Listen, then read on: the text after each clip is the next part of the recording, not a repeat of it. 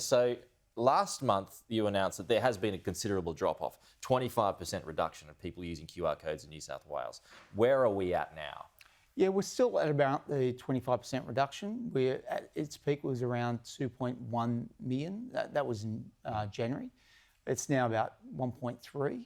So, there's still room to improve here in New South Wales. That must be disappointing for you that it hasn't gone back to where it was. Yeah, it is, but it's a behavioural science piece, this pandemic. We got to make sure that we don't become complacent. And, when we're doing well, people obviously drop off. But when there is an outbreak, they lift their game again. Yeah, so what you're saying is that people know that New South Wales is handling things very well. You're a victim of your own success here. So they go to a pub, they go to wherever, and they think, well, I don't need to do that. I don't want to give up my data, or I just can't be bothered. It's more they can't be bothered. And this is where businesses really have to step up. They've done a great job so far, but if they just ask people, show us the green tick on the QR code, it keeps them safe, keeps them open, it keeps the community safe. It's a win all around. So does this become a problem for you or your government if there is another outbreak down the track? Well, that's the thing. You do the QR code at the time, because if there's an outbreak, you can't retrofit a QR entry. You've got to do it at the time. So it does make us more vulnerable, and that's why I do encourage people to keep their A game on the table. So is that all you can do, really, is just say, look, Peter, we can't have a cop in every street, we can't have a nurse in every home. We've got to rely on the goodwill of the people of our state, and so far they've been outstanding. So, I just encourage people to remember to do the right thing. Would you be increasing patrols at all? I know you've done that in the past. Would you do that again? Well, obviously, we'll do it as the circumstances require. So, for example, if there was an outbreak in a certain area, then, you increase the regulatory activity around that. But, generally speaking, we try and encourage the people of the state to do the right thing. Well, we just spoke about Jervis Bay and the outbreak in Victoria. They're going to keep the state locked down, it would seem, until Thursday. Has the threat eased at all?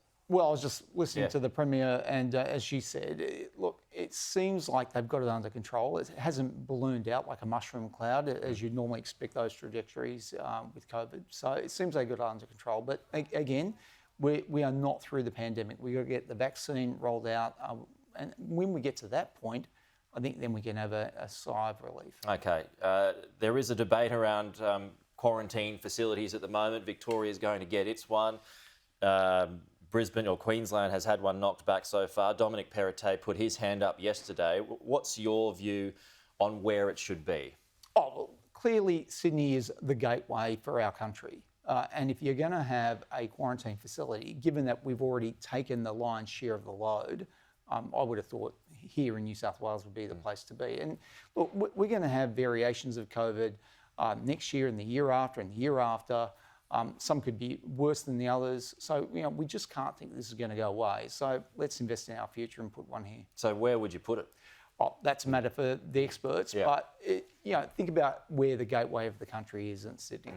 Well, I mean, there's some people suggesting that the new airport, the Western Sydney Airport, could be one, but that's not going to come online until, 2026? So it may well be over by then. I think so. Or there could be something else, who knows. Yeah. But the reality is it should be here in Sydney. Okay, I mean, that's the thing too, isn't it? Beyond this pandemic, there'll probably be another one at some point. Well, there could be other strains. It's like the flu. You get the flu shot every year. And different years produce different strains of the flu. Some years are worse than others. So, we don't know what the next variant's going to be. But we've just got to be alive to the fact it could be worse. It could be better. Who knows? Are the federal government doing enough? Oh, look, they are doing...